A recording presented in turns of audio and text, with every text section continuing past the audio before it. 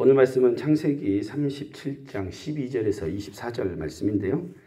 아주 유명한 본문이죠. 요셉이 꿈을 꾼 이후에 드디어 이제 그 꿈을 하나님께서 어떻게 이루어 가시는지에 대해서 첫 시작과도 같은 본문이라고 볼 수 있습니다. 이 본문은 뭐 수련회도 그렇고 많은 이들이 이제 인용을 하기도 한데요. 오늘 우리에게 주신 말씀을 함께 묵상해 보도록 하겠습니다. 당시 이스라엘 사람들은요, 앞으로 일어날 일을 하나도 몰랐어요. 미래에 있을 7년 흉년, 7년 기근 아무것도 몰라. 하나님만 알고 계십니다. 그런데 그 모든 과정에서 하나님이 그들을 이스라엘 백성을 구원하기 위한 계획이 있으셨어요. 그래서 당시 최고의 강대국인 애굽, 즉 이집트의 총리가 되게 만들어서 왕의 신임을 얻게 한 이후에 이스라엘 민족을 굶어 죽지 않게 하고 또 애굽에서 또 그 백성들을 이렇게 불리는 하나님의 계획들이 이미 있었었던 것을 볼 수가 있습니다. 그 모든 계획들을 하나님 가지고 계시는데, 자, 그 하나님의 계획, 그 꿈을 생각하면서 우리가 말씀을 한번 봤으면 좋겠습니다. 12절에 한번 보도록 하겠습니다. 12절. 그의 형들이 세겜에 가서 아버지의 양떼를 칠 때, 14절. 이스라엘이 내 형들과 양떼가 다 잘했는지 보고 돌아와 내게 말하라. 그러니까 형들이 세겜에서 양을 칠 때 이스라엘이 요셉에게 형들이 잘 있는지 보고 그것을 나한테 구하라고 명령을 내립니다. 그러니까 그가 헤브론 골짜기에서 그를 보냈다라고 나오는데, 그래서 그들이 요셉이 헤브론 골짜기에서 세겜으로 갑니다. 헤브론 골짜기에서 세겜까지가 약 몇 킬로 정도 되냐면 90킬로 정도 된다고 합니다. 먼 거리예요. 왜냐하면 양들을 치려면은 이렇게 목초지를 찾아다녀야 되잖아요. 그러니까 먼 거리였던 것 같습니다. 세겜까지 갔는데 형들을 찾지 못했어요. 그런데 17절을 보니까 도단으로까지 가서 그들을 만났다라고 얘기 나오죠. 그러니까 도단까지 갔답니다. 자, 그럼 세겜에서 도단은 얼마나? 헤브론은 남부고요. 세겜은 북부입니다. 근데 거기서 도단은 30km 더 올라가요. 그럼 헤브론에서 몇 킬로냐면 120km가 올라가야 되는 거리입니다. 굉장히 먼 거리입니다. 형들이 그렇게 지금 양을 치고 있었던 것입니다. 그런데요, 오늘 드디어 요셉의 가족 안에 정말로 있어서는 안 될, 인간적으로 볼 때는 있어서는 안 될, 이게 가족 안에 비극이 발생하죠. 형제 간의 싸움과 살인 미수, 또 죽는 것보다 더 힘든 노예로 팔려가는 놀라운 일들이, 그래서 동생을 노예로 팔아버리는 그 일이 이 가정 가운데 일어납니다. 그러나 이 모든 사건 속에는 하나님의 계획이 있었습니다. 이 새벽에는 두 가지로 그것을 보려고 합니다. 첫 번째는요, 먼저요, 하나님이 사용하실 요셉과 같은 사람, 하나님이 꿈을 주셨던 요셉과 같은 사람은요, 그에게는요, 하나님 사용하실 사람들에게는요, 꿈과 소원을 주십니다. 하나님이. 그냥 안 하세요. 미리 꿈이나 소원을 그에게 가지게 만듭니다. 마음으로. 요셉의 꿈이 몇 가지였죠? 두 가지였습니다. 그 꿈은 이제 단들이 절하는 것, 해와 달과 별들이 자기에게 절하는 것을 보았습니다. 누가 들어도 너무나 확실한 리더가 되거나 왕이 되거나 지도자가 된다는 꿈이었습니다. 두 번을 꿨다는 것은 하나님께서 이것을 작정하셨고 확실히 그것을 이루어줄 거라고 이게 도장을 찍어주는 거하고 똑같습니다. 지금 요셉이요, 관리자, 리더, 왕 같은 사람이 되는 것들을 좋아했을까요? 싫어했을까요? 저는 요셉이 좋아했을 것 같아요. 그러니까 전혀 난 그런 거 몰라 그냥 누구죠? 그 에서와 같이 난 그냥 산 사람 할 거야 이런 사람이 아니라 하나님은 그의 기질을 사용하신 거예요. 그러니까 요셉은 기본적으로 관리자, 리더, 꼼꼼하고 철저하고 이런 성격이었던 거예요. 그래서 형님들이 하는 것들 막 다 일일이 체크하고 기록해놓고 뭐 이랬던 사람이었던 거죠. 그에게 리더의 자질이 있었던 것입니다. 그런데 17세에 하나님 주신 꿈을 꾸고 그가 흥분을 해버렸어요. 아직 내면이 성숙하지 않을 때 하나님이 그에게 꿈을 주셔가지고 그가 흥분을 했습니다. 왜 흥분을 했냐면 자기가 원하던 삶이거든요. 형제들이 많잖아요. 그중에 11번째잖아요. 근데 형님들이 다 자기에게 절한대요. 하나님이 나를 택하시고 리더로 사용하시는구나. 얼마나 흥분돼요. 믿음의 가정인데. 그리고 아브라함과 이삭과 야곱 하면서 수많은 하나님의 약속의 메시지를 주셨던 집안인데 그 집안에서 자기가 택함받았다는 생각을 하니까 어떻게 해요? 굉장히 흥분을 했습니다. 그래서 원래는 얘기 안 해도 되는데 어떻게 했습니까? 형님들 불러다가 내 꿈을 들으시오라고 얘기를 했던 거죠. 근데 그렇게 행동했던 것들이 결국은 그의 발목을 좀 잡게 되었었죠. 근데 여러분 이걸 기억하셔야 돼요. 하나님은요, 소원을 두고 일하십니다. 마음이 전혀 없는 사람, 전혀 없는 사람을 사용하지 않으세요. 원래 전혀 없다가도 그 일을 하게 되면 어떻게 되면 마음이 생겨요. 그러고 나서 기도하게 하셔 하나님 사용하시는 거예요. 하나님은 그에게 소원을 주신다는 거예요. 꼭 요셉처럼 꿈을 꾸지 않는다 할지라도 우리에게 소원을 주셔서 그것을 하고 싶은 마음이 들게 하고 그 일에 헌신하게 만드십니다. 빌립보서 2장 13절에 이런 말씀이 있습니다. 너희 안에서 행하시는 이는 하나님이시니 자기의 기쁘신 뜻을 위하여 너희에게 소원을 두고 행하게 하시나니. 그러니까 우리 안에 소원을 두고 행하신대요. 마음 없이 않고 마음을 주시고 그렇게 일을 하신대요. 지금 요셉 마음에도 그런 꿈이 있었고 자기의 원한이 있었던 것입니다. 그런데요, 여러분, 우리 마음속에 일어나는 모든 일들까지도 하나님의 선하신 인도하심이 있다는 거예요. 바로의 마음을 강팍하게 하셨던 하나님이 우리의 마음 가운데 순종하는 마음, 헌신하려고 하는 마음도 주실 수 있는 분이시라는 것이죠. 그런데 여러분, 많은 사람들이요, 꿈과 소원, 인생의 비전이 없거나 몰라요. 자기는 이 땅에 왜 태어났고 무엇을 위해 살아야 되고 하나님이 나를 어떻게 사용하실지에 대한 관심도 없고 잘 알지도 못해요. 그런데 문제는 뭐냐면 잠언 29장 18절에 보면 이런 말씀이 있어요. 묵시가 없으면 백성이 방자히 행하거니와 율법을 지키는 자는 복이 있느니라. 이 말은 뭐냐면 비전, 꿈, 방향성이 없으면 어떻게 된다는 거예요?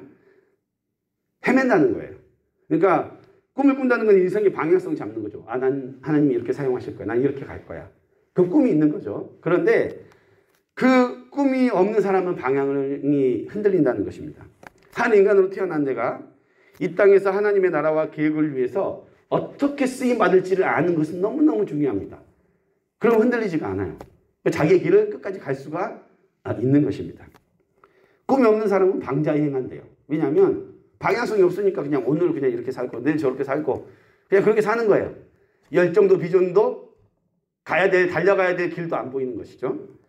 어디로 가야 될지 모르는 거예요. 인생의 최대 위기 중에 두 가지가 뭐냐면 인생의 방향을 잃었을 때 열심히 살긴 살았어. 돈도 벌고 살았어. 그러나 지금 내가 어디로 가고 있지? 나 지금 뭐 하고 있지? 이럴 때 인생의 방향을 잃어버렸을 때 그때 위기가 찾아오고요. 두 번째 위기는 뭐냐면 근본적으로 내가 어떤 사람인지에 대한 나의 부르심에 대한 것들을 모를 때 그래서 나는 누구지? 어디서 왔지? 하나님이 나를 어떻게 사용하기를 원하시지? 이 교회 가운데 하나님이 나를 향한 부르심은 뭐지? 이거를 모를 때 그때 위기라는 거예요. 이걸 모르고 살아갈 수도 있어요. 그러면 하나님 앞에 쓰임받지 못한 인생이 되겠죠. 그러나 어차피 우리가 정말로 이 땅에 태어났는데 이왕 밥 먹고 사는데 하나님이 우리를 아름답게 사용하시면 그것이 기쁨이 아니시겠습니까? 그 꿈은 우리가 갖는 게 아니라 하나님 갖고 계세요. 하나님은 그 꿈을 갖고 계시고 비전을 갖고 계세요. 그 꿈에 우리가 동참하고 하나님이 우리를 사용하시는 것입니다. 그러니까 모든 것이 감사한 거예요. 내가 꿈을 꾸는 것이 아니라 하나님이 당신의 꿈 가운데 그 비전 가운데 그 계획 가운데 우리를 사용하여 주시고 인도하여 주시고 소원을 주셔서 일하게 하신다는 것입니다. 여러분 저도요 이미 하나님께서 저에게 제 인생을 어떻게 살아야 될지 무엇을 위해 살아야 될지 이미 말씀하셨어요. 근데 저한테만 말씀하신 게 아니라 제 아내에게도 동일하게 얘기했기 때문에 우리는 너무나 확실해요. 어디로 가고 있고 무엇을 해야 되는지에 대해서 너무나 확실해요. 근데 우리 안에 이런 확실한 부르심과 소망이 여러분 가운데 있기를 소망합니다. 두 번째는요. 하나님이 사용하실 요셉과 같이 꿈꾸는 사람은요. 연단의 과정을 반드시 겪게 하신다는 거예요. 연단의 과정을 반드시 겪게 하십니다. 먼저는요. 그 꿈을 꺾고 무시하는 반대 세력들의 비난과 조롱을 이겨내야 돼요. 누가 조롱했습니까? 자기 형님들이죠. 37장 18절을 보니까 형제들이 요셉이 오는 것을 멀리서 보고 죽이기를 꾀했다라고 나옵니다. 지금 상황과 환경도 이 동생을 괴롭히고 죽이려고 하는 형들의 조건하고 너무 부합해요. 왜냐하면 집에서 지금 90km가 아니라 몇 킬로예요? 120km나 떨어져 있어요. 여기서 일어난 일을 아버지가 알 수도 없어. 집 근처는 죽이기도 어려워요. 또한 뭐냐면 차라리 요셉이 형님들을 찾으러 세겜에 갔을 때 그가 어떤 사람을 만나지 않았다면, 도단에 있다는 걸 알려주지 않았다면 어떻게 됐어요? 몰랐겠죠. 그냥 돌아갈 수 있어요. 근데 환경이 자꾸 그렇게 만들어가요. 환경이 그렇게 만들어져 가요. 그런데 여러분 37장 19절 20절을 보면 꿈꾸는 요셉을 조롱하고 그가 꿈꾸는 꿈이 좌절되기를 바라는 마음으로 얘기를 합니다. 19절에 한 목소리 읽어볼까요? 시작. 서로 이르되 꿈꾸는 자가 오는도다. 꿈꾸는 자가 오는도다. 이거 히브리어 한글로는 꿈꾸는 자가 오는도다인데 이걸 히브리식 원문으로 해석하면 뭐냐면 보라 꿈들의 주인이 저쪽에 있다 라고 표현한 거예요. 이건 뭐냐면 형들이 요셉의 꿈을 언급하면서 조롱하는 거예요. 지금 조롱하는 얘기인 거고요.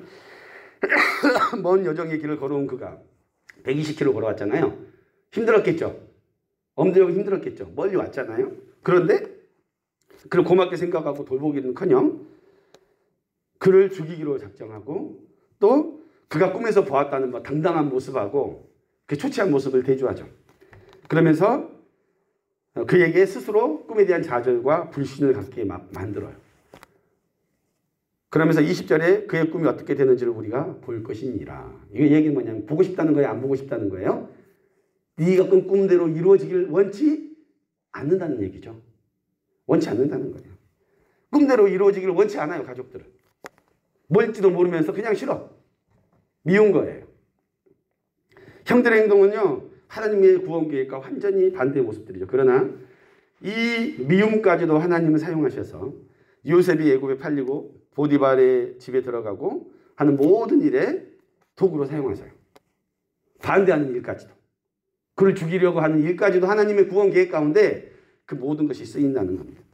그런 이 말은 뭐냐면 하나님 안에서 우리가 겪는 모든 것들은 단 하나도 버릴 것이 없다는 거예요. 하나님 왜 나한테 이런 고통을 주십니까? No. 하나님은 우리 인생을 빚으시고 사용하시기 위해서 우리를 연단해가는 과정으로 하나님이 계획하시고 하나님이 주시는 거라는 거예요. 그 어느 것 하나도 버릴 것이 없다는 것입니다. 또한 37장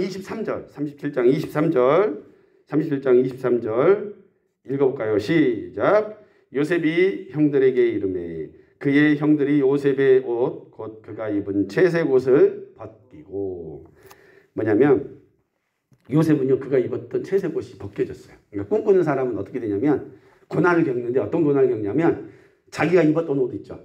자기가 자랑하던 옷, 채색 옷, 아버지가 입혀준 자랑스러운 옷, 그리고 집안에서 관리자로 입던 그 옷을 어떻게 한다는 거예요?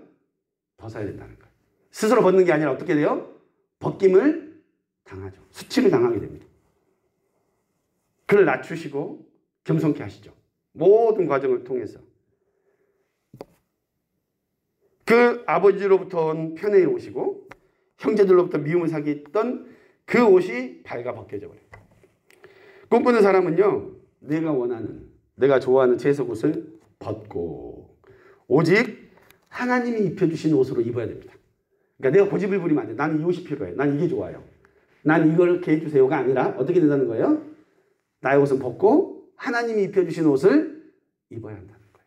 나의 신발을 벗어야 된다는 것이죠. 요셉은요. 총리가 되는 과정에서 여러 가지 옷을 입었다가 바꿨어요. 채색 옷을 먼저 입었다가 노예의 옷을 입었고요. 그 다음에 가정 총무의 옷을 입었고요.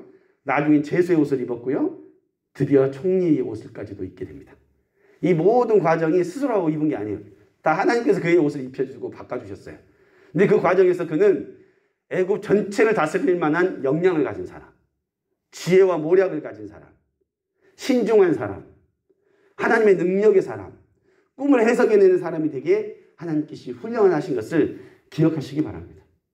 그래서 여러분 이 모든 것이 하나님의 연단의 과정이라는 거예요. 하나님께서 사용하실 사람들은 꿈도 주시고 소원도 주시고 연단을 하신다는 것입니다. 오늘 말씀을 통해서 여기 계신 모든 분들이 우리 하나님에게 비전과 꿈을 받기를 원하십니다. 왜냐하면 하나님 갖고 계시니까 그걸 들으려면 어떻게 해야 되겠어요? 내가 하나님 앞에 가까이 나아가면 어떻게 해요? 하나님 그걸 들려주시죠. 그리고 하나님 나를 사용하여 주세요. 그러면 어떻게 해요? 하나님이 택하여 주시고 소원의 마음을 주셔서 놀랍게 사용하실 것을 여러분 믿으시기 바랍니다. 이 감학골 전원교도 하나님 앞에 놀랍게 쓰임받을 수 있어요. 그걸 믿으셔야 돼요. 잘 안 믿기겠지만 여러분 하나님 사용하실 수 있는 거예요. 여러분 정말로 꿈을 주시고 그 꿈을 이루어가는 과정에서 겪는 수많은 연단과 불시험을 이상한 것으로 여기지 아니하고 잘 통과하셔서 저도 마찬가지입니다. 요셉처럼 정말 하나님 앞에 놀랍게 쓰임받는 우리 모두가 되시기를 예수님의 이름으로 축원합니다. 아멘. 우리 감학골 전원교회 하나님 부흥 주십니다. 아멘. 전 믿습니다. 이거 가득 찹니다. 믿습니까? 하나님 그렇게 하실 거예요. 저는 그걸 믿고 달려갑니다. 하나님의 역사 가운데 있기를 예수님의 이름으로 축원합니다. 기도하시겠습니다.